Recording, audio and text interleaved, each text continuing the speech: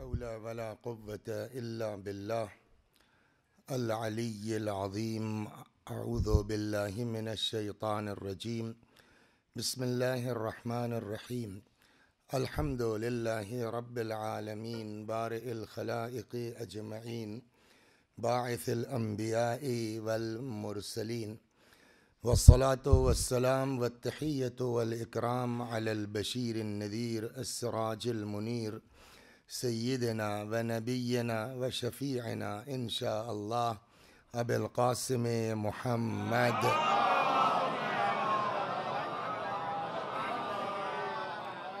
अल्लाहुम्मा सल्लि अलैहि व अला अहले बैतिहि मज़ाहिरि जलालिक व जमालिक वल्लअनु अला अअदाइहिम अश्शाकीन फ़ीहिम अल-मुनहरिफ़ीन अन्हुम अजमईन। अम्मा बअदु सदक़ल्लाहु तआला हैसु यक़ूल व हुवा अस्दक़ुस्सादिक़ीन व क़ौलुहुल हक़्क़। अऊज़ु बिल्लाहि मिनश शैतानिर रजीम। बिस्मिल्लाहिर रहमानिर रहीम। व मिन आयातिही अन खलक़ लकुम मिन अनफुसिकुम अज़वाजन लितस्कुनु इलैहा व जअल बैनकुम मवद्दतन व रहमह इन्न फ़ी ज़ालिक लआयातिन लिक़ौमिन यतफ़क्करून। सलवात बर मुहम्मद व आले मुहम्मद।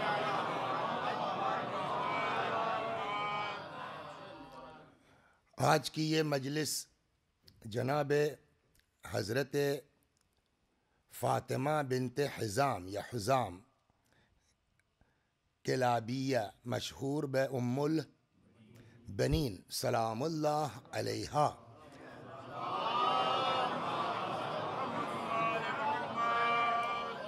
की वफ़ात या शहादत। अलबत्ता वफ़ात दोनों के लिए इस्तेमाल हो सकता है। लफ्ज़ शहादत की जगह पर वफ़ात जो है आम आदमी के लिए शहादत का लफ्ज़ यूज़ नहीं हो सकता, बट शहीद के लिए वफ़ात का लफ्ज़ इस्तेमाल हो सकता है। उसके बावजूद मैंने कहा वफ़ात या शहादत, या मैंने इसलिए लगाया कि अभी मैं भी बहुत कंफर्म नहीं हूँ। कल ही एक रिवायत नज़र से गुजरी है, लिहाजा जब तक उस पर खूब छान पटक न कर ले आदमी मुतमईन न हो जाए, तो एक रिवायत सरसरी देख के तो अलबत्ता कल जो रिवायत गुजरी है उससे ये था कि चूँकि देखिए एक चीज़ आपने सुन रखी होगी कि जनाब उम्मुल बनीन सलवात बर मोहम्मद, इस पर गौर करें आज। जनाब फ़ातिमा ज़हरा सलामुल्लाह अलैहा घर में गिरिया कर सकती थी कि नहीं कर सकती थी? उसके बावजूद बकी जाती थी। हुजरा बनवाया गया बाकायदा। इसके पीछे क्या राज है? घर में बैठ के रोना एक अलग चीज़ है, कब्रिस्तान में बैठ कर के रोना ये सिर्फ रोना नहीं है, ये एक तरीक़े का एहतिजाज भी है, जालिम को रुसवा करना भी है। सबका अपना अपना तरीक़ा है। जैसे बिलाल का तरीक़ा क्या था? बिलाल ने अजान देना छोड़ दिया, तो क्या यूं ही छोड़ दिया? ये भी एक एहतिजाज था कि अजान देता हूं तो हुकूमत की ताईद है, समझ? अजान देता हूं तो हुकूमत की ताईद है, नहीं देता हूं तो जब अली का दरवाजा नहीं बचा तो मेरी क्या औकात है। लिहाजा अजान तो नहीं दूंगा, मदीना छोड़ दूंगा। तो कहीं मदीना छोड़ना एहतिजाज है, कहीं कब्रिस्तान जाना एहतिजाज है। सलवात दर मोहम्मद और करो।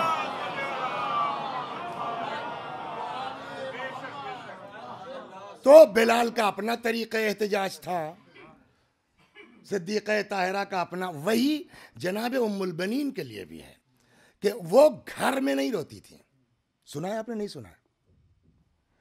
वो बाकायदा कब्रिस्तान वो भी जाती थी जहां न इमाम हुसैन की कब्र है। जनाब फातिमा जो जाती थी तो कम से कम रसूलुल्लाह की कब्र है वहां बकी के करीब है ना। लेकिन जनाब फातिमा उम्मुल बनीन जो जाती थी वहां न इमाम हुसैन की कब्र है, न अपने बेटों की कब्र है। फिर क्यों जाती थी? और फिर जाती थी और बाकायदा बनाती थी और मिटा देती थी। और फिर मैं इसका क्या मकसद है? खाली गिरिया नहीं है, ये एक तरीके से जुल्म के खिलाफ एहतजाज है। पब्लिक इकट्ठा होगी, ये गिरिया करेंगी, औरतें सुनेंगी, और वो भी इत्तेफाक यही है। जनाब हज़रत अबुल फज़ल अब्बास की नस्ल किससे चली मालूम है?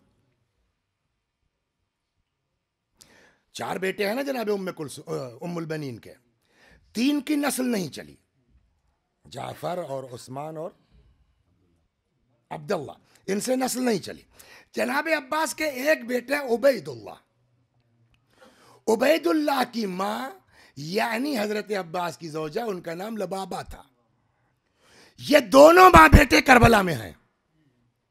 ऐसा नहीं है कि जनाब उम्मुल बनीन जो बयान कर रही हैं वो ऐसे ही सुन करके, सीधे जो करबला से वाकयात को देख के आए हैं उस लबाबा से रिवायत करके बयान कर रही हैं वहाँ। और कब्रिस्तान में जाने का मतलब यह है कि सारी औरतें इकट्ठा होंगी, ज़ौजे अली गिरिया कर रही हैं, ज़ौजे अली रो रही हैं। तो एक तरीके से ये तरीक़ा था ऐसे माहौल में हुसैन की मजलिस करने का। लिहाजा अगर इस रुख से आप देखें तो ज़ैनब उस शख्सियत का नाम है जिन्होंने शाम में फ़र्श अज़ा की बुनियाद डाली। उम्मुल बनीन उस खातून का नाम है जिन्होंने मदीने में मजलिस हुसैन को आम किया। सलवात दर मोहम्मद वा।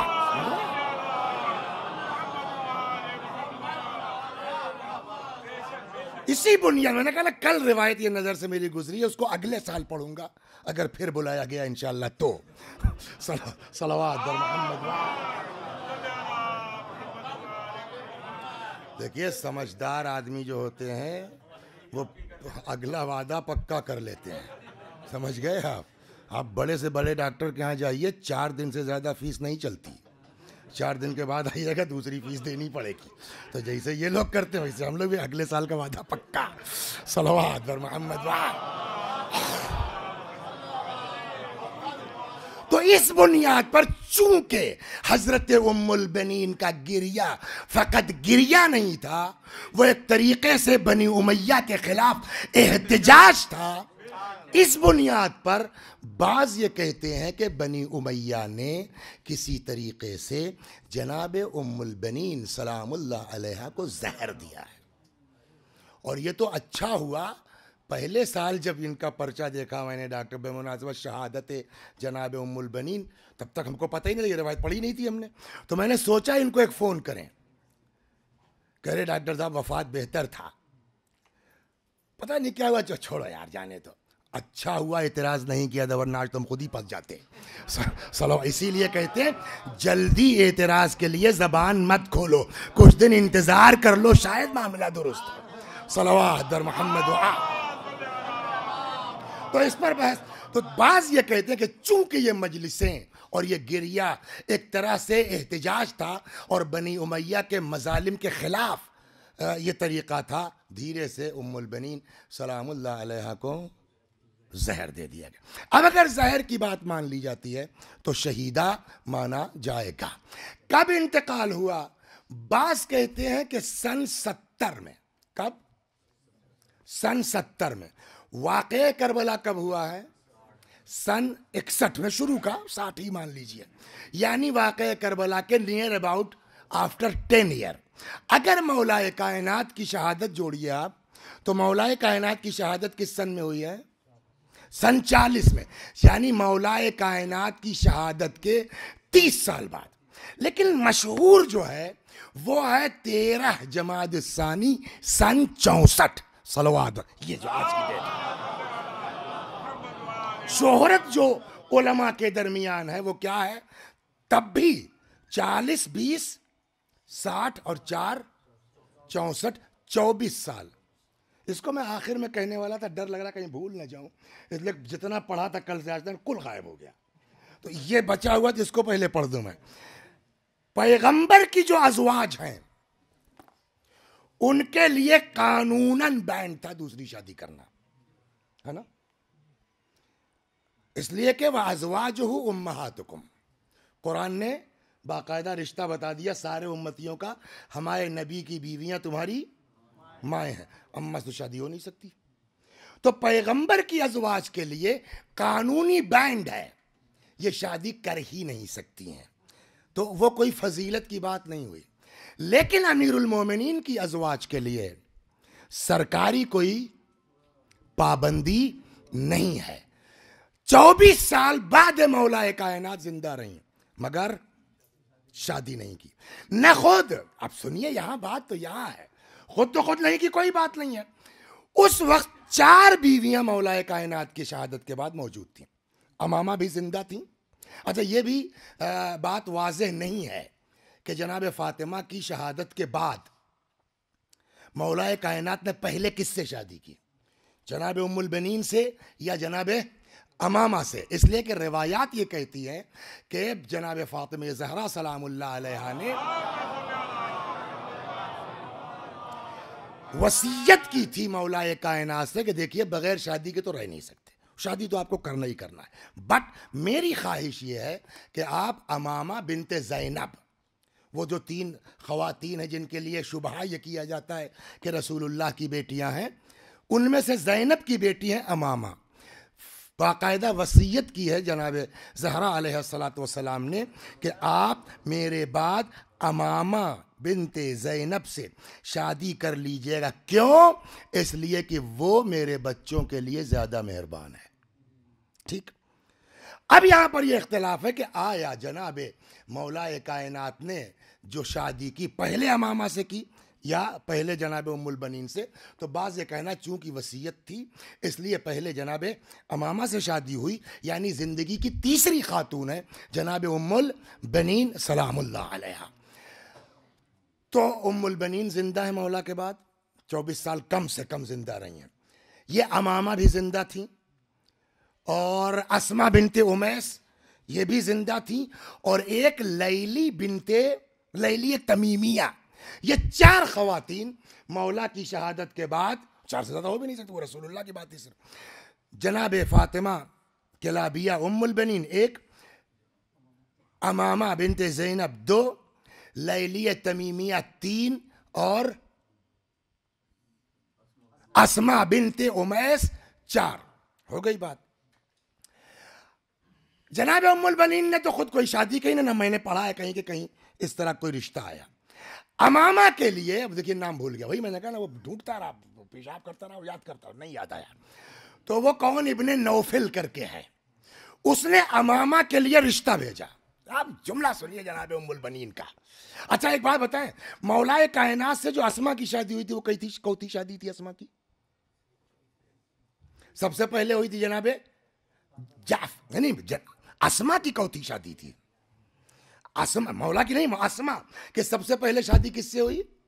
जनाब जाफर तैयार से, जिसको आज की लैंग्वेज में कहा जाए कि वह मौलाए कायनात की भावश थी या हजरत ज़हरा सलामुल्लाह अलैहा की जेठानी थी, आज की लैंग्वेज में कहा जाए। मरने के बाद, शहादत के बाद जनाब जाफर तैयार की इनकी शादी हो गई खलीफे अव्वल अबू बकर से, जिनके बेटे हैं मोहम्मद, जिनके लिए मौला का जुमला है कि बेटा नुत्फा उसका है बेटा मेरा है। कुछ समझ में आया? इसका मतलब यह कि माँ अगर ढंग की हो तो बाप का उतना असर नहीं होता जितना माँ का असर होता है। सलवात और मोहम्मद, माँ का। जभी तो मौलाए कायनात ने कहा था कि अकील तलाश करो, अभी उस पर आती है बात, सलवात बर मोहम्मद। तो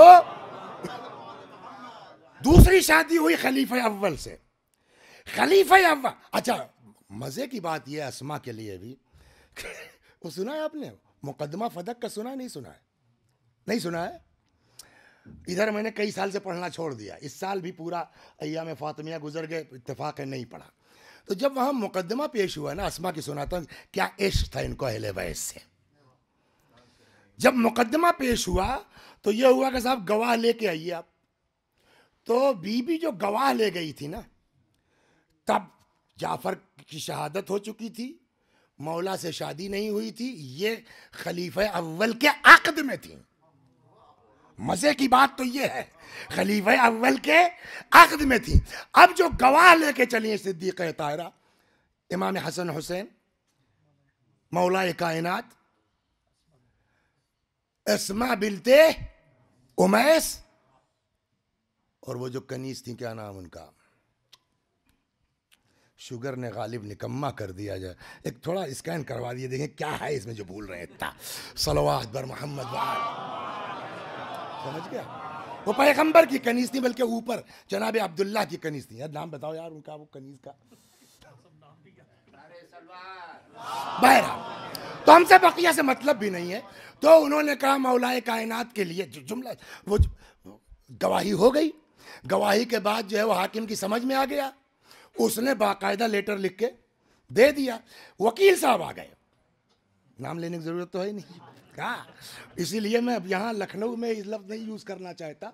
गांव में पढ़ता होता तो वकीलवा कहता मैं, वकीलवा आ गया, लेकिन अब लखनऊ में ये लफ्ज मुनासिब नहीं है। सलवात बर मोहम्मद।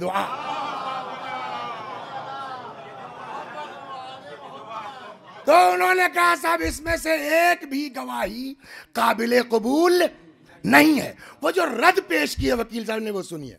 नंबर एक, अली की गवाही काबिल कबूल नहीं। क्यों? इसलिए कि ये जुलियत है। जुलियत क्या चीज है कि भाई इनकी जोजा की प्रॉपर्टी है, वापस होगी, इनको इसका बेनिफिट मिलेगा, तो जिसको बेनिफिशियर की गवाही कबूल नहीं हो सकती, ये जुलियत है। यही जवाब इमाम हसन और इमाम हुसैन के लिए भी दिया गया। बस कहते हैं कि नहीं साहब ये तो बच्चे हैं, हमारा मौजू ही नहीं है। वो जो चौथी उम्मे ऐमन का क्या कहे, ये तो जो है वो अजमी बैकवर्ड है, इनको कुछ समझ ही में नहीं आता। यूं कर अस्मा को क्या करें, मामा क्या शहजादी हैं। सलवात बर मोहम्मद।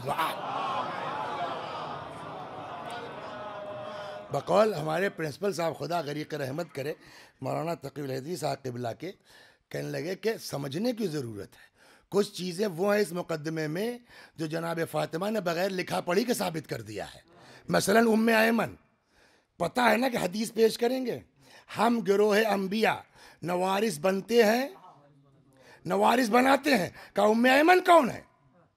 का उम्मे ऐमन अब्दुल्ला की कनीज थी, बाप की, विरासत में आई रसूलुल्लाह के पास, और रसूलुल्लाह के बाद विरासत में आई फातिमा, यानी वारिस बने भी, वारिस बनाया भी।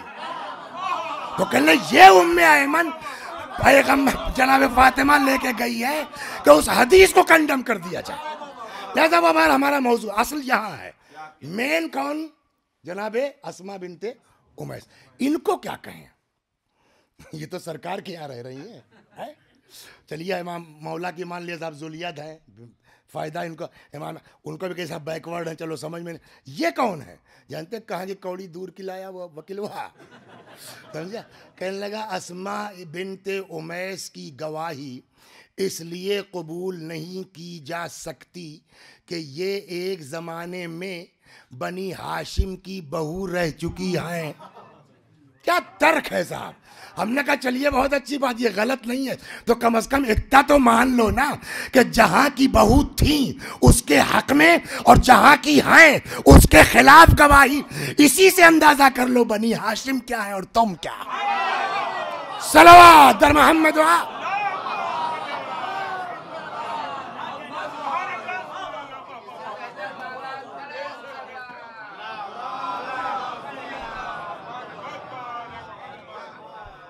बहुत अल्लाह वाली खातून, बहुत मोमिना खातून, बावजूद इसके कि उस घर के में शादी हुई है, आखिर तक फातिमा के साथ रही हैं। ये मामूली चीज़ नहीं है। आदमी अब ये बिल्कुल बता दिया है कि अगर उस ज़माने में आसिया रह सकती हैं तो इस ज़माने में मैं भी रह सकती हूँ। सलवात बर मोहम्मद। लेट हो गई खूब, तो अब ये चार हो गई, लैली तमीमिया, अस्मा बिनते उमैस, हज़रत उम्मुल बनीन और जनाब इमामा बिनते ज़ैनब। तो अमामा के लिए, उसका नाम भूल रहा हूँ भाई, इतनी देर मैं घुमा रहा था, शायद याद आ जाए, नहीं याद आया छोड़िए, कब तक घुमाएंगे। अमामा के लिए पता नहीं कौन इब्ने नौफल, उसने रिश्ता भेज दिया। तारीख ये कहती है कि अमामा ने मशवरा किया किससे? उम्मुल बनीन से, कि आपका क्या ख्याल है। उम्मुल बनीन का जुमला सुनिएगा, क्या अब अली के बाद किसी घर में जाया जा सकता है? सलवात बर मोहम्मद वा। तो न ये कि खुद बल्कि उन तीनों को भी समझाया कि अब अली से बेहतर नहीं कोई मिल सकता है, लिहाजा अब अल्लाहु अकबर। तो आज उसी बीबी की वफात या शहादत की मजलिस है। खुदा तौफीकात में इजाफा करे आप सबके, हम लोगों के, कि इस तरह से अहले बैत के जिक्र को वाकई हम कहाँ पढ़ते। अगर ये मजलिस न होती तो हम पढ़ते ही क्यों ये सब।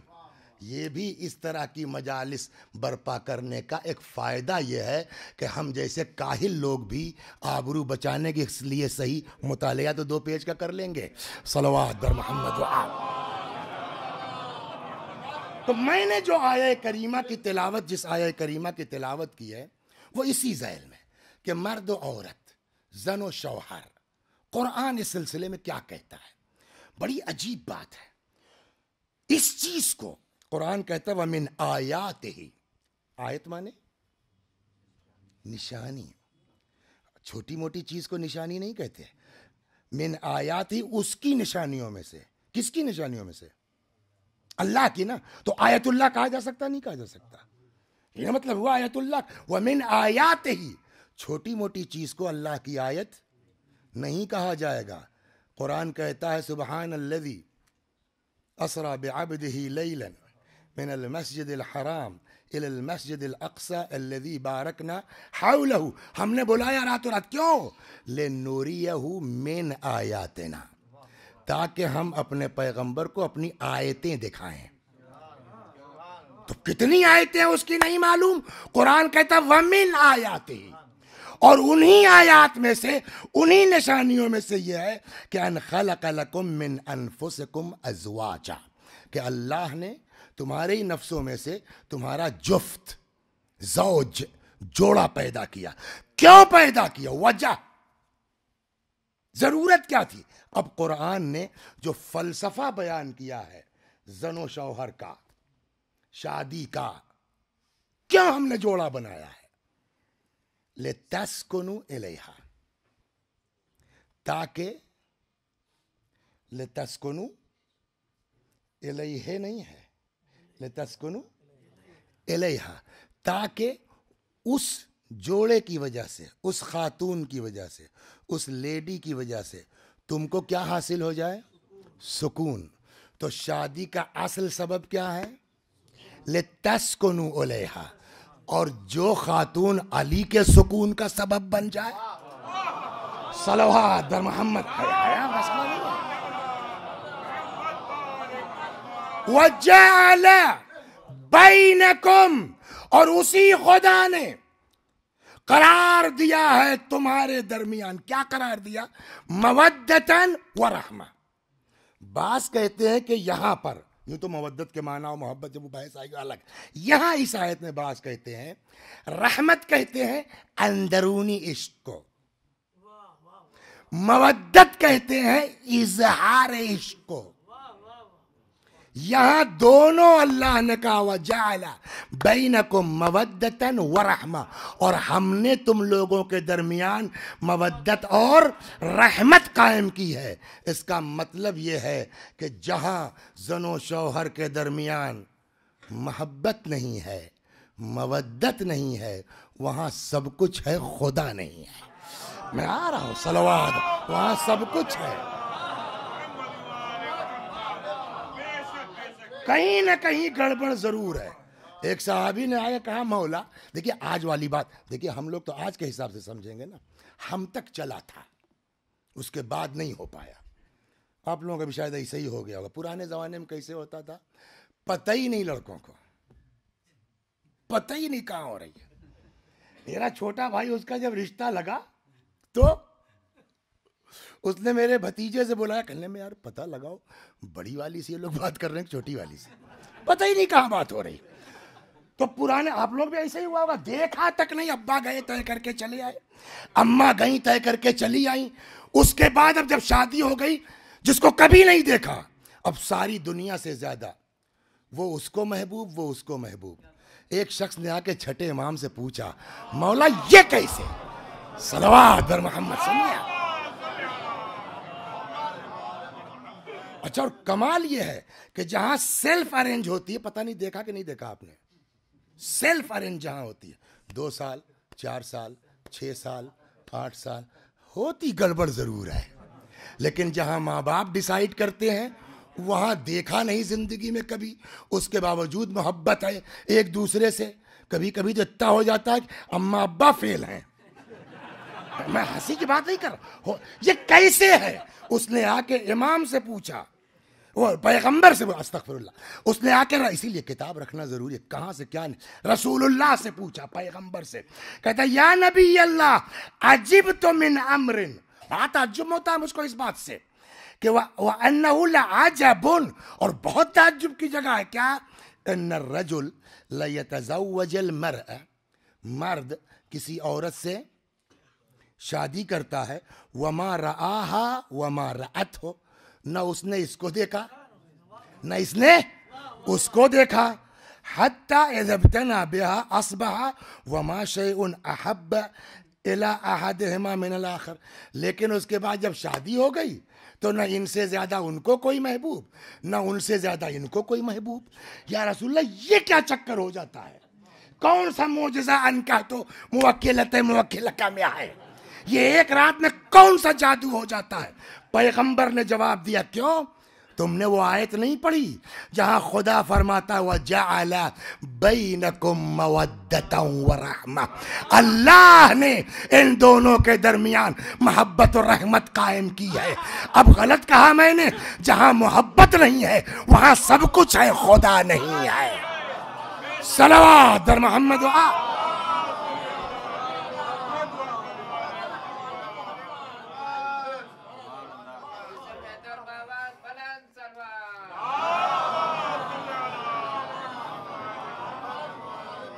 अब यहां से 2-4 जुमले मैं सोचता हूं इसी बहाने से जनाब उम्मुल बनीन के तुफैल में ये ऐसे लोगों से कुछ अर्ज। देखिए होता क्या है ना कि हर आदमी, अब बच्चों को छोड़िए, हम बूढ़ों ही को खुद, कि जब हम अपने बच्चों की शादी करने के चक्कर में आते हैं ना, तो कितने सवालात पहले पैदा होते हैं शादी से।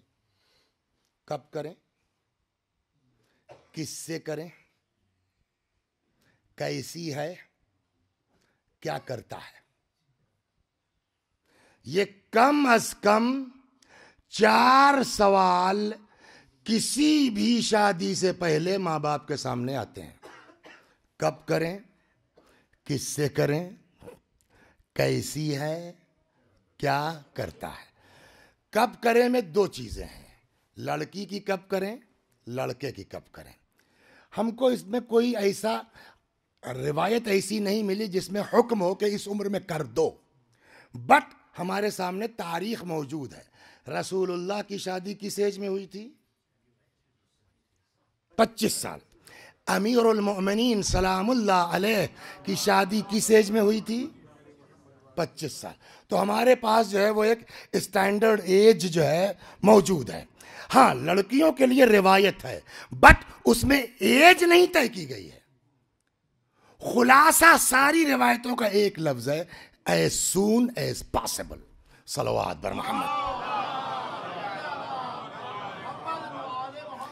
बल्कि रिवायत यहां तक कहती है, सुन लीजिए आप लोग, बल्कि रिवायत यहां तक कहती है कि लड़कियां फलदार दरख्त पर फल की तरह हैं, अगर वक्त पे नहीं तोड़ा जाएगा तो सड़ जाएगा। लिहाजा रिवायत कहती है बहुत ज़्यादा हाई फाई के चक्कर में न पड़ो, बराबर का रिश्ता मिल जाए, थोड़ा ऊंच नीच भी बर्दाश्त करके बच्चियों को घर में बिठलाना दुरुस्त। कितना मेरी नज़र में है, आईएएस तलाश किया शुरू में, फिर पीसीएस पे उतर के आए, फिर सरकारी नौकर पर आ गए, फिर प्राइमरी के टीचर पे आ गए, धीरे धीरे एज बढ़ती गई। जुमला उनका बेई नहीं है, मौलाना देखिए कसे बाशद, उसी आदमी ने मुझसे लास्ट में कहा जो इस कहां से चले थे, आईएएस से, कहां आए पीसीएस, फिर कहां आए सरकारी नौकर, फिर कहां आए अरे कोई मास्टर ही मिल जाए, फिर कहते मौलाना देखिए कोई भी मिल जाए। ये कोई की नौबत आने से पहले ही क्यों नहीं कोई से कर दिया। सलवात दर मोहम्मद। बुढ़ा करके कोई से करने से क्या मतलब है? ठीक, तो कब करें ये हो गया। दूसरा सवाल, किससे करें? अब दूसरा सवाल क्या है कि ये शादी हमको अपने बच्चे की करना है, किससे करें?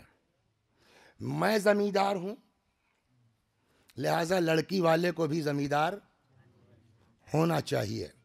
पुराने ज़माने में होता था ये, न कोई सैयद देखता था, न कोई शेख, न कोई मिर्ज़ा, न कोई पठान। ये राजा हैं, वो राजा हैं, ये राजा साहब सैयद हैं, वो राजा साहब ठाकुर हैं, हो गई। तो एक ज़माना वो था कि जब इख्तिदार, माल, दौलत बुनियाद बनती थी। फिर धीरे धीरे आया, जैसे हमारी तरफ है 14 गांव है, 14 कोस है, उसको हम भी झेल रहे हैं साहब, इसी में घूम के होगी। हाँ, हमारा जो है जौनपुर में 7 गांव, 7 गांव आजमगढ़ में, ये 14 गांव और 14 कोस, समझे आप? बैरम खां की नस्ल के ये 14 गांव हैं। जब होगी, अब निकलने लगे हैं लोग, समझिए आप। उस न निकलने का असर ये हुआ है कि अक्ल ही कम होती चली जा रही बिरादरी के हमारे। सलवात अब निकलना शुरू हुए हैं। पूछिए डॉक्टर साहब ने सुना कि बईदुन नसब के फवायद क्या है, दूर से रिश्ता लाइए, उसके बेनिफिट्स क्या है, डॉक्टर साहब से पूछिए। किसी इस पर सेमिनार होना चाहिए, सलवा आयात और रिवायात की रोशनी में। ये और बात है, आपको 2 हदीसें मिलेंगी कि लमराता कबनतिल अम, चचा की लड़की से बेहतर कोई औरत नहीं है मौलाए कायनात की। या एक रिवायत है, इख्तारू लिनुतफिकुम फइन्नल खाल अहदु ज़जीऐन, अपने नुतफों के लिए अच्छा रहम तलाश करो, मामू 2 पहलुओं में से एक पहलू है। सिर्फ 2 रिवायतें, एक चचा के यहाँ, एक मामू के यहाँ, लेकिन बईदुल नसब की बहुत रिवायतें मिल जाएंगी आपको।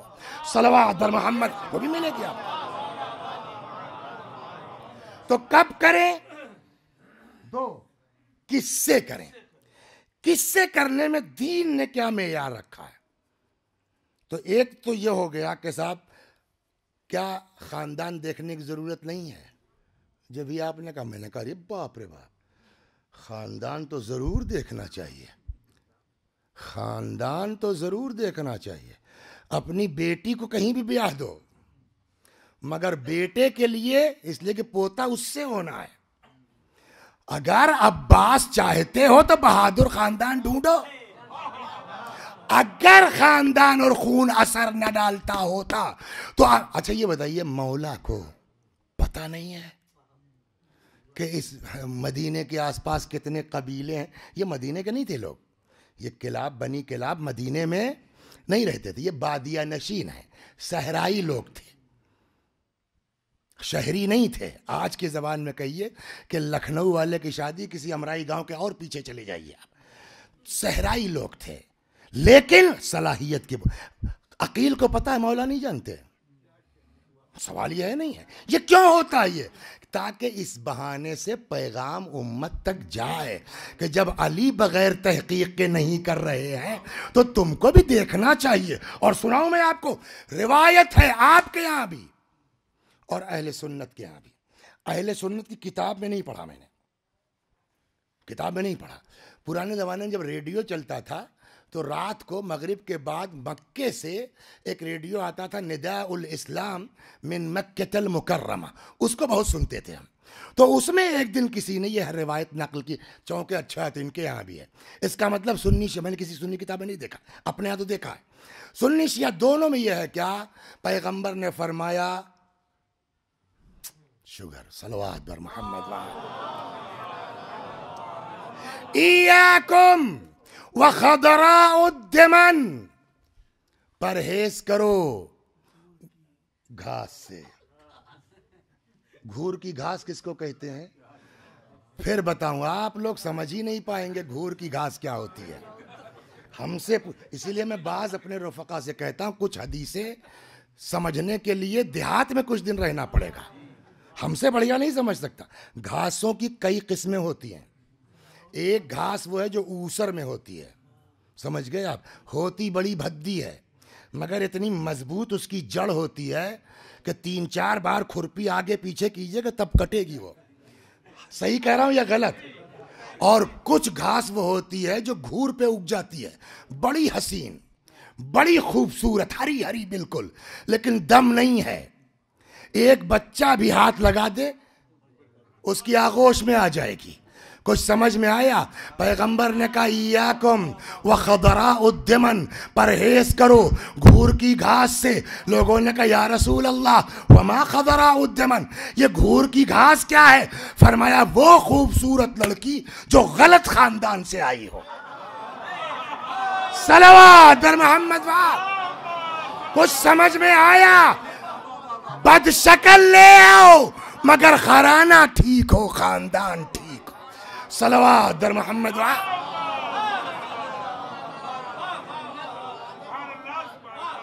इयाकुम व खदरा उद्दमन, परहेज करो घूर की घास से। एक तो कब करें, ये हो गया किससे करें। तो एक तो हो गया देखना चाहिए, लेकिन खानदान बहुत बढ़िया है, कई चीजें उसमें, खाली खानदान से थोड़ी काम चलेगा। खाली खानदान से काम नहीं चलेगा। खानदान बहुत बढ़िया है। दादा साहब बहुत बड़े आलिम थे, अब्बा भी जो है बहुत उम्दा इंसान है, मगर ये साहब बस, अब इससे ज़्यादा मैं बोलना मुझे मुनासिब नहीं है। तो ख़ानदान तो ठीक है, मगर ख़ुद क्या है। लिहाजा अब दूसरी शर्त लगाई है कुरान, वो दीन ने, क्या? ख़ानदान के न खाली ख़ानदान चलेगा, न खाली वो चलेगा, ख़ानदान ठीक हो। अब ये देखो ईमान कैसा है। इसीलिए रिवायत कहती है कि खाली ख़ानदान से काम नहीं चलेगा। अल मोमिन कुफ़ुल मोमिन, मोमिन मोमिन का कुफ़ है। जोड़ की बात जहां आएगी वहां मोमिन मोमिन का, एक लम्हे के लिए ईमान अगर वाकई हो तो खानदान को भी पीछे छोड़ सकता है। अभी सुनाता हूं आपको, सलवात बर मोहम्मद है। ईमान अगर है तो वो कहां, सुनिए आप। अल्लाह अकबर। रसूलुल्लाह, बोर तो नहीं हो रहा है ना? लेकिन ये तो अंदाजा होगा कि बिला तैयारी के आए हैं, ये अंदाजा हो गया आपको। लेकिन सुनिए, अल्लाह सलवात बर मोहम्मद।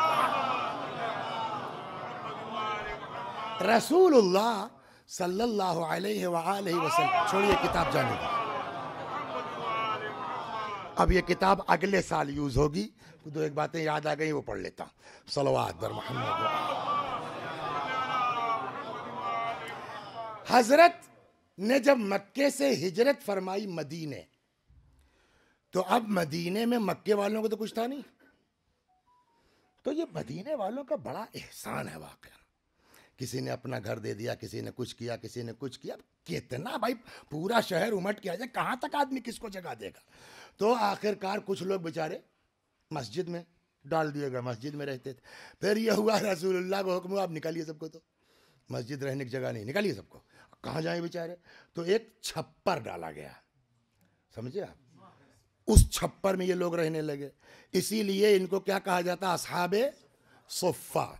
ये है हाँ, छपरिया वाले साहबी जो है, समझ गए आप, अस्हाबे सुफ़्फ़ा। अब ये लोग बेचारे, कहीं सदका मिल गया, कहीं खैरात मिल गया, खा पी करके कहीं कुछ कर लिया। एक दिन देखिए आप, ईमान क्या है।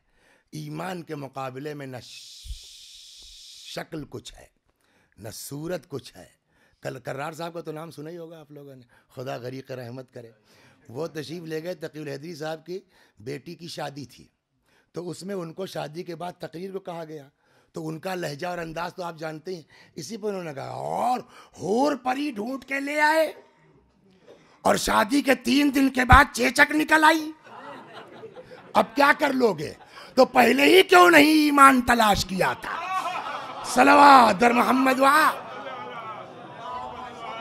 और इसके लिए रिवायत कहती है, अगर कोई किसी से शादी करता है उसके माल की खातिर या जमाल की खातिर, रिवायत कहती है ये माल, ये जमाल उसके लिए बवाल बन सकता है। लेकिन अगर कोई शादी करता है ईमान की बुनियाद पर, तो अल्लाह माल भी देगा, जमाल भी देगा। सलवात। सुनिए आप,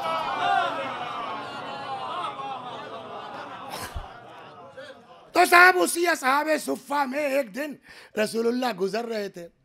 एक सहाबी थे अस्हाबे सुफ़्फ़ा के, जिनका नाम था जुवैबर। ये कहाँ है? फुरूए काफ़ी में, मेरे ही पास पढ़ी कहीं और तब। हाँ, तो बिल्कुल शुरू मिल जाएगा किताबुन निकाह में, फुरूए काफ़ी में। जुवैबर इंग्लिश नाम नहीं, अफ्रीकी नाम है। सलवात बर मोहम्मद, समझा?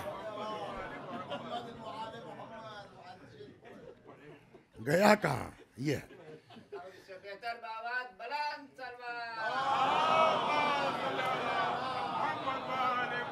जोएबर, जनाबे जोएबर हबश के रहने वाले, हबश यानी अफ्रीका। तो यूं ही आप देख लीजिए, अफ्रीका का खूबसूरत आदमी भी उससे वसी हसन ठीक है, खूबसूरत आदमी से भी ठीक है, बहुत ठीक तो नहीं लेकिन अफ्रीका वाला। अब उसमें जोएबर जो है, ये मोटा मोटा होठ, देखा नहीं देखा, बड़ी बड़ी नाक, दांत अजीब सा, समझ गए आप? अगर हंस दे तो बस खाली दांत ही दांत दिखाई देगा, शक्ल नहीं नजर आएगी, इतने काले। पर ईमान, ईमान, काश हमारे यहाँ चीज आती। हम किस चीज को मेयार समझते हैं? लोग कहते हैं मौलाए कायनात ने जनाब उम्मुल बनी ढूंढवाया। हमने कहा भैया ढूंढवाया, वहां दोनों चीज थी, खानदान भी था, ईमान भी था। तुम खाली खानदान ढूंढ रहे, ईमान ढूंढ नहीं रहे हो। सलवात बताता, रुक जाइए। ईमान ऐसा था, ईमान सुनिए आप। ख्वाब, ख्वाब के बारे में कभी अल्लाह तौफीक दे तो ख्वाब माना जाए नहीं माना जाए, ख्वाब सही होता है गलत होता है, इस पर घंटा बहस की ज़रूरत है। लेकिन खुलासा 1 मिनट में सुन लीजिए कि जो बाईमान लोग होते हैं उनका ख्वाब एक तरह से अल्लाह की तरफ से उनको इल्हाम होता है। और कभी कभी देखा होगा बाज़ लोगों ने, एकदम सटीक बैठता है अगर मोमिन आदमी है। तो जब मौलाए कायनात ने जो है वो बात की कि जनाब किससे, अकील से, कि ज़रा देखिए वेखिए, तो जनाब अकील ने यही पेश कर दिया। अच्छा, एक सवाल यह है कि अकील को क्यों पकड़ा? एक तो ये होगा कि हमको पैगाम देना है, दूसरे मालूम है जनाब अकील जो है ना, इतना जबरदस्त नॉलेज थी उनको, रिकॉर्ड हो रहा है, हर चीज पढ़ी नहीं जा सकती ना, मुश्किल ये है। सलवात बर मोहम्मद। और आजकल ऐसे ऐसे दीदार पड़े हैं कि वो बीच से काट के डाल देंगे, आप चिल्लाते रहिए आगे क्या था पीछे क्या था। तो भैया इनसे डरे, अपना खुद हिसाब से पढ़ो कि काटे भी तो कट ना पाए सही। हाँ, वरना बहुत बढ़िया बात जहन में आई थी, रिकॉर्डिंग वैसे नहीं पढ़ सकता मैं। सलवात बर मोहम्मद। हाँ, तो जाइए, तो जो तारीख कहती है कि जनाब अकील आए, ये मदीने के बाहर सहराई लोग थे, यानी बहुत क्या कहते हैं, न इनके यहाँ एजुकेशन थी, न बहुत नॉलेजेबल लोग थे, बहादुर थे, समझे आप? मलाइबुल असिन्ना उनके दादा का जो है वो लक़ब था, नेज़ों से खेलने वाला आदमी। बहादुरी वगैरह थी लेकिन बहुत एजुकेटेड वगैरह लोग नहीं थे। उसके बावजूद 2 चीज़ें देखी गई, एक वो बहादुरी, दूसरे खुद लड़की का ईमान। वो ईमान कहां से समझ में आया? उसको तो सबको याद है कि मौला ने ढूंढवाया, किस बेस पे ढूंढवाया। अब अकील गए। उस जमाने में इनके कबीले की, बल्कि जनरली अरबों की रस्म ये थी कि जो है वो हिंदी में वो लफ्ज़ बोला जाता है कि अतिथि भगवान, क्या कहते हैं उसको, हाँ, अतिथि देवो भवा। तो ये अरबों में भी यही था, अतिथि देवो भवा। 3 दिन तक अतिथि से कोई पूछा नहीं जाएगा, खाइए पीजिए आराम से। ऊंट ज़बा हो रहा है, जिसकी जैसी औकात है, बकरा ज़बा हो रहा है। जब 3 दिन खूब खिला पिला लेंगे तब कहेंगे खैरियत, कैसे आना हुआ। ये उस जमाने। अब जनाब अकील गए, कुछ पूछा ही नहीं जा रहा कैसे आए। 3 दिन तक खा रहे, जो रिवायत मैंने आज पढ़ी इत्तेफाक से रास्ते में, 3 दिन तक खाते रहे। उसके बाद चौथे दिन कहने खैरियत, तो कैसे जहमत फरमाई आपने? तो उन्होंने कहा कि साहब आप मेरे भाई को तो जानते ही हैं, छोटे भाई जो अली हैं अमीरुल मोमिनीन। कहा हाँ हाँ हाँ। तो कहने लगे साहब जो है वो हम आए हैं अपने भाई का रिश्ता ले करके, आपकी एक बेटी है जिसका नाम फातिमा है। अब मैं वो किताब का क्या बयान करूं, बस खुलासा ये कि इनकी समझे में नहीं आ रहा था कि हम क्या करें मारे खुशी के। अरे इतने बड़े खानदान का, कहां बादिया नशीन लोग, कहां बनी हाशिम, दुनियावी एतबार से कोई जोड़ नहीं था, लेकिन दो चीजें देखी गई, एक बहादुरी, दूसरा ईमान। सलवात दर मोहम्मद। अब जो आगे रिवायत कहती है कि ये हिजाम साहब जो है अब्बा, वो साहब भूले नहीं समारे चले अब घर में, तो उन्होंने कहा भाई देखिए मेरे लिए इससे बड़ा कोई शरफ नहीं हो सकता कि मेरी बेटी वो अली की बहू हो जाए, जौजा हो जाए। मगर भाई माँ जो है वो बेटी के मिजाज को बेहतर समझ सकती है बनिस्बत बाप के, तो मैं उसकी माँ के कान में डाल दूं बात, और वो बातों बातों में इंदिया लड़की से ले लेंगी, फिर मैं आपको जवाब देता हूं। आगे रिवायत यह है कि जैसे ही जनाब उम्मुल बनीन के वालिद जनाब हिजाम जो है वो जाने लगे कमरे की तरफ, तो क्या देखा, अम्मा की गोद में बिटिया और वो कंघी कर रही हैं बेटी के, और बेटी कह रही अम्मा बड़ा अजीब ख्वाब देखा हमने। ये अलामत ईमान है। ये रुक गए दरवाजे पर, हिजाम साहब रुक गए। ख्वाब क्या देखा? कहा अम्मा मैंने रात ख्वाब देखा कि पहले तो मेरी गोद में 3 अदद तारे आ गए चमकते हुए, और उसके बाद पूरा चांद आ गया मेरी गोद में। क्या ताबीर हो सकती है? तो अब मां ताबीर बता रही है कि लगता है किसी बहुत बड़े आदमी से तुम्हारी शादी होगी और 3 बेटे तुम्हारे तारों जैसे, एक बेटा चांद जैसा। ये बात सुनी तब तक आप अब्बा को क्या पूछना है, कहने लगे भैया ताबीर आ गई, ये बैठे हैं अकील भाई। सलवात दर मोहम्मद।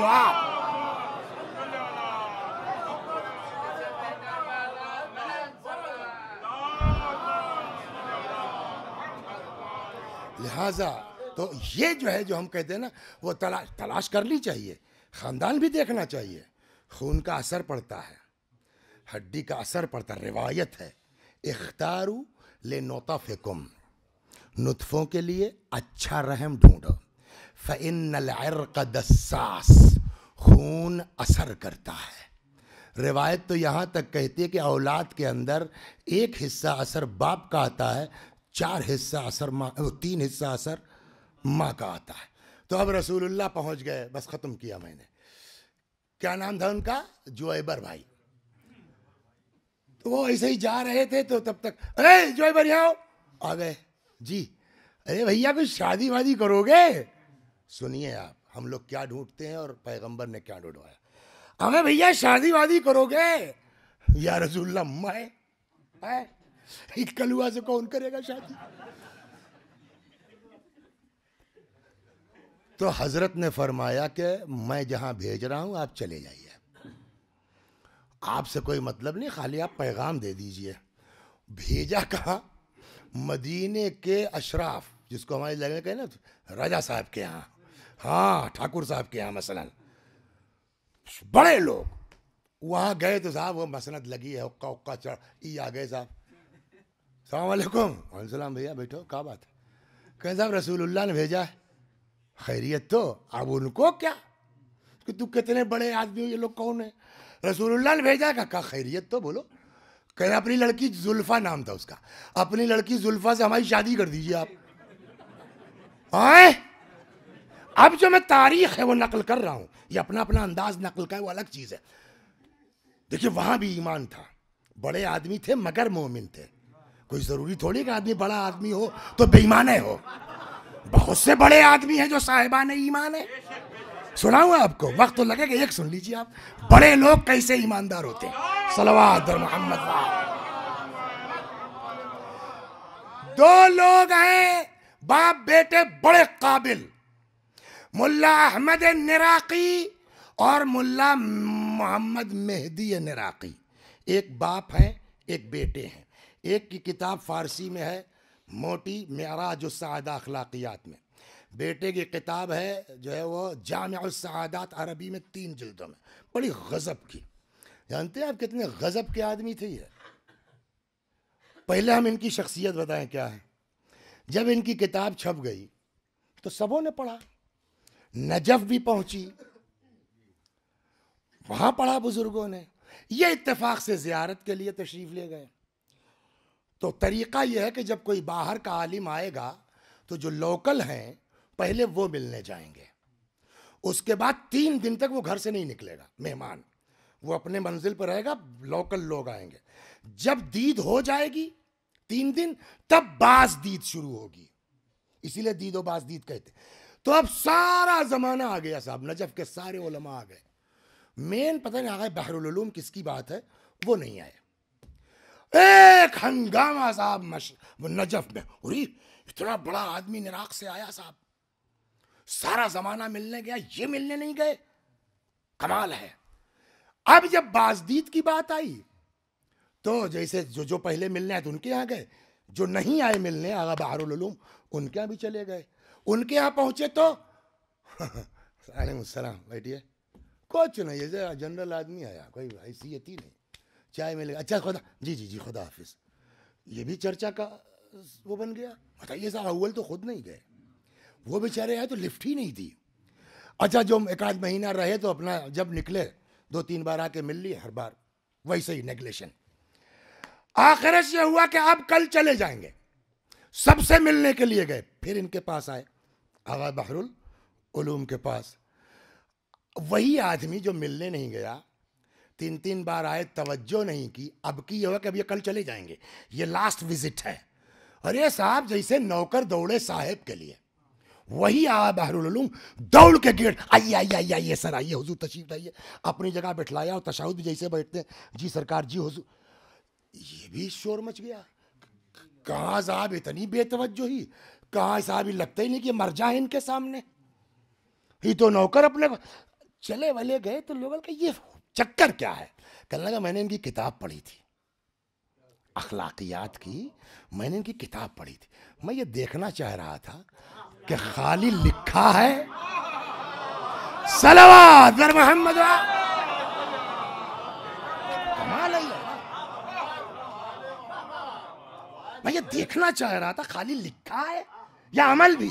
जब 2-3 बार हमने बेतवज्जोही कर ली और देखा इस आदमी की सेहत पे कोई असर, तो समझ में आ गया कि जितना लिखा है सब पर अमल करने वाला है। तो अब मैंने समझा कि मुझसे बेहतर है।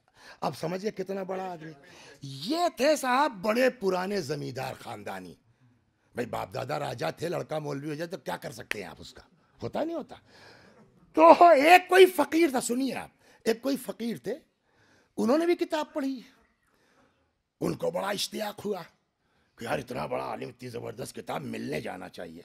वो यहाँ आ गए, निराक बरवज़्न इराक मिलने आ गए। आज जो आके देखा साहब, कोठी घोड़ा, उधर वो साहब गाड़ी खड़ी है, उधर साहब वो देखो खाली लिखते हैं ये लोग, ये बदजनी यहीं से आती है। अरे भाई बाप दादा की मीरास कहाँ फेंक दे आदमी, सलवात करो, क्या करे भाई, खाली लिखते हैं ये लोग। देख रहे हो क्या हंगामा साहब, नौकर चाकर घोड़ा गाड़ी। इतने पहुंचे हुए थे कि उस फकीर की दिली कैफियत को समझ गए। हाँ भाप लिया, चाय वाय नाश्ता वाश्ता हो गया, तो ऐसे ही बात निकले साहब, करबला चलोगे, चलिए चलो, उठे चल पड़े, कुछ दूर चले गए। ये फकीर साहब जो थे, अरे सरकार, जैसे आज मेरे साथ वैसे में लेट हुआ, अरे सरकार क्या हुआ, को वो तो मेरा कासा छूट गया, का मेरे पास पैसा है, दूसरा खरीद दूंगा नजफ पहुंच के करबा। नहीं साहब वो तो हिंदुस्तानी था, तो हाथी के दांत का था, हमें जितना महंगा था अल्लाह का शुक्र है मैं खरीदवा सकता हूं तुमको। नहीं साहब उससे हमारी बड़ी यादें वाबस्ता हैं, दुनिया भर का जहान खूब मैं यूं कर दूंगा आखिरश।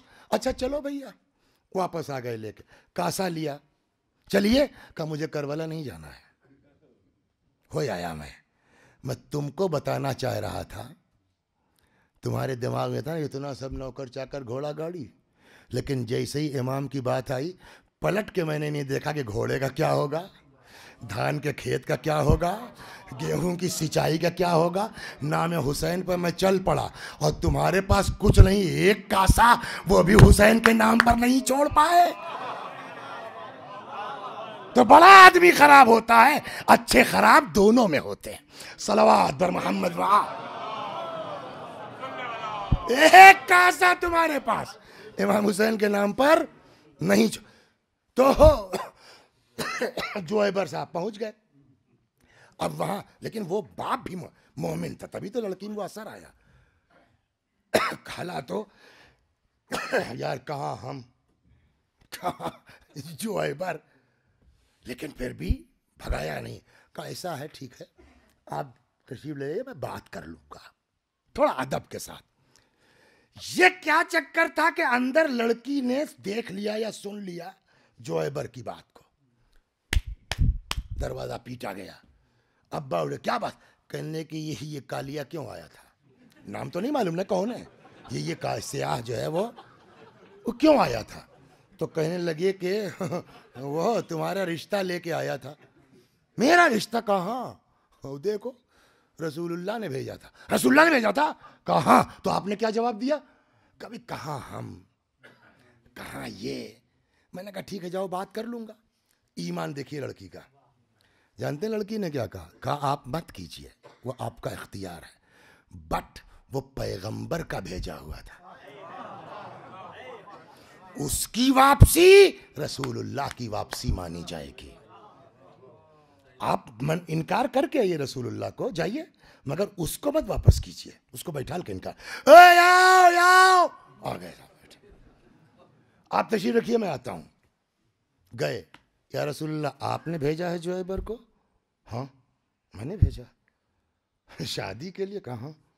या रसूलुल्लाह आप तो जानते हैं कि हम लोग आपस में करते हैं वही 14 कोस है ना, 14 गांव। या रसूलुल्लाह हम लोग तो आपस में करते हैं, आपको पता है जो है बिरादरी के बाहर नहीं होती जो है वो। अब हम लोगों का स्टेटस और है, उन लोगों का स्टेटस और है। पैगंबर ने फरमाया तो इस्लाम काहे के लिए आया है?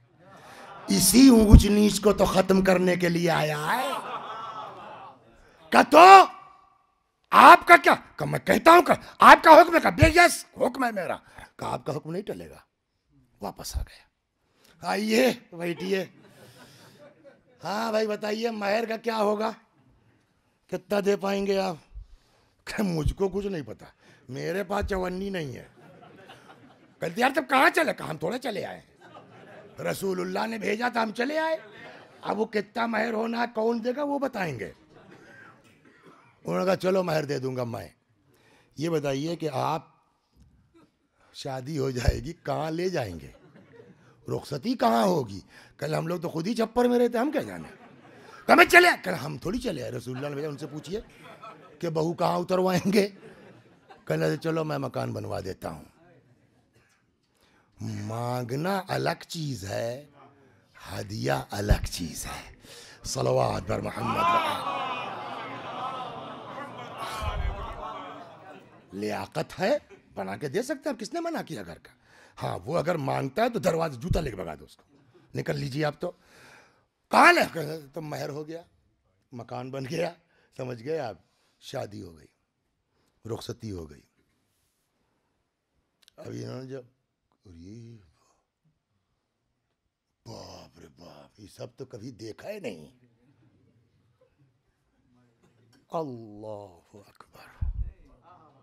पूरी रात नमाज में गुजर गई, बीवी की तरफ मुड़ के नहीं देखा। तो अब भाई मेंबर से सब बातें नहीं कही जा सकती, कुछ आप लोग औरतों में खुसर पुसर इस मसले में बहुत होती है, सबके यहाँ होता। अच्छा रुको एक दिन और देख लो। और दूसरा दिन आया साहब, दिन भर रोजा, दूसरा अल्लाह अकबर। अरे भाई ये तो बात गलत है, अब बताओ इनके अब्बा को बताओ कि तो लड़का ऐसा है वैसा है। अस्तगफिरुल्लाह। बाप तक बात पहुंची तो बाप ने कहा 2 दिन तुम लोग चुप रही हो, एक दिन और चुप रहो मेरी वजह से, देखा जाता है। तीसरा दिन अल्लाह, पूरी रात इबादत में बसर हो गई। अब जो है वो जोएबर जुल्फा के वालिद पहुंचे पैगंबर के पास। या रसूल अल्लाह आपका हुक्म था मैंने कर दिया, बट उसको औरत की ज़रूरत ही नहीं है, तो उससे आपको अब क्या क्या कहा होगा वो तो वो जाने। अच्छा बुलाओ भाई जोएबर कहाँ है? आ गए। क्या बात है, ये क्या सुन रहा हूँ मैं? उन्होंने कहा या रसूल अल्लाह 1 अरब मेरे मुकाबले में टिक नहीं पाएगा। अब इससे ज़्यादा वजाहत नहीं कर सकते, किताब बहुत वाज़ेह लिखा हुआ है। तो फिर ये शिकायत क्यों है? कहते या रसूल अल्लाह, मैंने जब वो हुजरा देखा, वो कमरा देखा, वो हसीन और जमील खूबसूरत औरत देखी, मुझको अपना हबश याद आ गया, पैरों में जंजीर, किसी की गुलामी। एहसास हुआ कि ये सारी नेमतें इस्लाम की बुनियाद पर हैं, तौहीद की बुनियाद पर हैं। तो बीवी तो जिंदगी भर के लिए है, कम से कम उस खुदा का 3 दिन शुक्रिया तो अदा कर लो। इस ईमान को देख के पैगंबर ने रिश्ता किया। सलवात बर मोहम्मद।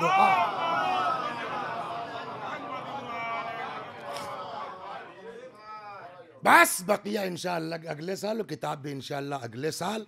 खुदा तौफीक दे हम सबको बेहक। तैयब जजायरी साहब का नाम सुना होगा ना, अभी रास्ते में पढ़े थे तैयब आका जजायरी। एक बात बताएं, दुआ कबूल करवाना है ना, सबसे बढ़िया काम है। जनाब अब्बास की तरफ से, उनकी वालदा है ना, 100 ठो सलवात पढ़ो और हदिया करो जनाब उम्मुल बनीन को। कई जगह पढ़ा मैंने आज इसको। मुमकिन नहीं है कि दुआ कबूल ना हो। तो तैयब आगा जजायरी साहब फरमाते हैं, हम लोगों के ज़माने में थे, हमीदुल हसन साहब क़िबला है ना, इनके जो है कुछ अजीज़ होते थे जो है वो, तो वो नकल करते हैं तैयब साहब कि वो कोई पाकिस्तान से कोई आलिम पहुँचे मशहद मुक़द्दस ज़ियारत के लिए, इनसे मुलाकात हो गई। तो उन्होंने कहा भैया यहाँ से करबला जाओगे? कहीं नहीं साहब, बस मशहद ही तक। अजीब आदमी हो यार, यहाँ तक आके आदमी और करबला ना जाए। कहने साहब वीज़ा वीज़ा के, चलो तेहरान चलते हैं, देखा जाएगा। खैर गए, वहाँ लाइन वाइन में लगे रहे 2 लोग हम लोग, और वहाँ से टरखा दिए गए। तो यही नुस्खा मेरे पास था। हमने कहा यार 100 नहीं 1000 की नज़र करते हैं सलवात जनाब उम्मुल बनीन को। तब तक इन्होंने कहा अरे यार वो पाकिस्तानी सफ़ीर के नाम एक ख़त लाए हैं, चलो उसको दिया है। वहाँ गए देने, तो वो सफ़ीर साहब थे, और यहाँ से क्या इरादा है, आप लोग कहाँ जाएंगे? कहना इरादा क्या, करबला जाना था, वीज़ा ही नहीं मिला, वो रिजेक्ट हो गया। कहना जाना तो हम भी चाहते हैं। अच्छा रुको, कहने साहब 2 एप्लीकेशन हम लोगों की तरफ से, एक अपनी बना के, तीनों साहब एम्बेसी के थ्रू भेज दिया, और फला दिन आ जाइए। वहाँ पहुँचे, कहले सबसे पहला नाम मेरा पुकारा गया, पासपोर्ट खोलते 3 महीने का वीज़ा लगा हुआ है। तो ये हम आपको नुस्खा बता के जा रहे हैं, कोई भी हाजत है, ज़रूरत है, उम्मुल बनीन अलैहिस्सलातु वस्सलाम को हदिया कीजिए, अब्बास अलैहिस्सलातु वस्सलाम की इंशाअल्लाह ज़रूर पूरी होगी। जानते हैं क्यों? 2 चीज़ें वाकई, जो माँ की बात है वही बेटे में आती है। बशीर कहते हैं कि मदीने के बाहर इमाम ने काफिला रोक दिया। बशीर, जी मौला, तुम्हारा बाप शायर था, क्या तुम भी कुछ शेर कह लेते हो? जी आका। का चले जाओ मदीने के अंदर और वहाँ जाके हमारे आने की इत्तला दे दो। बशीर कहते हैं मैं आया और मैंने अपना यही शेर, या अहल यथरिब ला मुकाम लकुम बिहा क़ुतिल हुसैन फ़अदमुई मिदरारू, ए मदीने वालों, अब मदीना रहने के लायक नहीं रहा, हुसैन कत्ल कर दिए गए, देखो मेरी आँखों से आंसू जारी है। अल्लाह अकबर, अल्लाह। बशीर कहते हैं कि मेरा ये शेर पढ़ना था, ऐसा जो मदीने से लोग निकले हैं घरों से, और कैफियत बशीर का जुमला ये है कि जैसे लग रहा था कि अभी आज इमाम हुसैन शहीद हुए, ये कैफियत थी मदीने की। सब लोग घरों से निकल आए, क्या बक रहे हो, क्या कह रहे हो? और मैंने सबको इशारा किया, वो सामने काफिला ठहरा जाओ, सामने काफिला ठहरा जाओ। इतने में किसी ने कहा बशीर बहुत संभल के, बशीर बहुत संभल के। क्या हुआ? का वो जो सामने आ रही है बीबी ना, वो अब्बास की माँ है। अब्बास की माँ है। बशीर कहता मैं अलर्ट हो गया, आई क्या खबर लाए हो, क्या कह रहे हो? खुद बशीर कहता है कि पहले कहीं पढ़ा था, आज फिर इत्तेफाक से इस रिवायत पे नज़र पड़ गई। मैंने सोचा कि इमाम हुसैन का नाम न लूँ, पता नहीं क्या कैफियत हो, तो मैंने एक बेटे का जिक्र कर दिया, मारे गए। ए बशीर हुसैन की बता, ये माँ है जो करबला में अब्बास दिया, बशीर। मैंने दूसरे बेटे का नाम ले लिया, मैंने तीसरे बेटे का नाम ले लिया। फरमाती बशीर हुसैन की बताओ। बशीर कहते हैं कि मैंने सोचा आपकी अब्बास का नाम ले लो तो फिर ये बेचैन हो जाएंगे, मैं इमाम हुसैन की शहादत बताने से बच जाऊंगा। मैंने कहा बीबी आपको पता है कि आपका फर्जंद अब्बास भी मार दिया गया। अब जो जुमला लिखा है बस एक फर्क है, पहले कहीं पढ़ा था वुल्दी, आज जो देखा औलादी, मतलब वही एक है। बशीर वुल्दी या औलादी वमा तहतल खदरा फदाउन लअबी अब्दुल्लाह। ए बशीर, मेरे बेटे क्या, जो कुछ जमीन और आसमान के दरमियान सब हुसैन पर कुर्बान हो जाए। बताता क्यों नहीं हुसैन का क्या हुआ। अल्लाह अकबर, अल्लाह अकबर। जैसे भी हुआ ये काफिला मदीने में दाखिल हुआ, इससे भी उम्मुल बनीन की अज़मत का अंदाज़ा होता है। सीधे गई हैं रोज़े रसूल पर और उसके बाद दूसरे नंबर पर सीधे जाके पुरसा दिया है उम्मुल बनीन को। मालूम है, अल्लाह अकबर, अजीब रिवायत है। बस आखिरी बात और ख़त्म दुआ। अब वो मंज़र तो नहीं बता सकता मैं कि जब हज़रत ज़ैनब मिली होंगी जनाब उम्मुल बनीन से क्या हुआ। बहरहाल जब रोना वोना हो गया तो तब अचानक रिवायत कहती है कि जनाब ज़ैनब ने कहा अम्मा तुम्हारे लिए सौगात लाई हूँ। अम्मा तुम्हारे लिए सौगात लाई हूँ। इस सफ़र से कोई सौगात ऐसे सफ़र से लाता है, क्या लाई है। रिवायत कहती भरे मजमे में औरतों ने देखा कि बीबी ने चादर के नीचे से अब्बास की खून आलूद सिपर निकाली। अम्मा, अल्लाह अकबर। अब धीरे धीरे नॉर्मल हो गया मामला, मगर उम्मुल बनीन है कि जिनको करार नहीं है, जाती हैं बकी में बैठ जाती हैं, पहले अपने चारों बच्चों की कब्र बनाती हैं, उसके बाद कहती हैं मैं तुम पर नहीं रोऊंगी। ईमान ये है, मैं तुम पर नहीं रोऊंगी, तुम्हारी तो माँ मौजूद है। फिर एक पांचवी कब्र बना दी थी इमाम हुसैन, कहती थी मैं उसको रोऊंगी जिसकी माँ इस दुनिया में बस एक जगह है जहां वो मरसिया पढ़ती थी। कहती थी या लैत अकमा उखबिरू बेअन्नल अब्बास कतीउल यमीनी। कहते काश ये बात सच न होती जैसा कि लोग कहते हैं मेरे अब्बास के बाजू कलम हो गए थे। फिर कहती है बेटा काश तेरे बाजू होते, फमा दना मिनका हद, तो फिर कोई मेरे लाल अब्बास के करीब नहीं आ सकता। वसयअलमुल्लज़ीन ज़लमू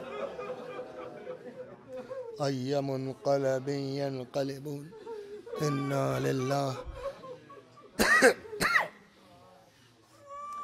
व इन्ना इलैहि राजिऊन। खुदा हमारी इस अज़ा को कबूल फरमा, मज़ीद अज़ाए अहले बैत की तौफ़ीक़ करामत फरमा। जब तक ज़िंदा हैं दर अहले बैत से वाबस्ता रख, मरने के बाद जवार मासूमीन में जगह करामत फरमा। मौला आका ए बाबुल हवाइज या अबुल फज़ल अब्बास, दुनिया में हर किसी को सबसे ज़्यादा लगाव अपनी माँ से होता, सबसे ज़्यादा उल्सियत हर इंसान को अपनी माँ से होती है। आका आपको तो सबसे ज़्यादा होगी ना आका, आपको आपकी माँ उम्मुल बनीन का वास्ता है, उनकी कसम है मौला। इस मजलिस में जो भी आए हैं खाली हाथ न जाए। खुदा बेहक उम्मुल बनीन अबुल फजल अब्बास, इस मजलिस में मौजूद तमाम मर्द औरत हम सब की दीनी और दुनियावी हाजतों को बरला। व आखिर दावाना अनिल हम्दुलिल्लाह रब्बिल आलमीन।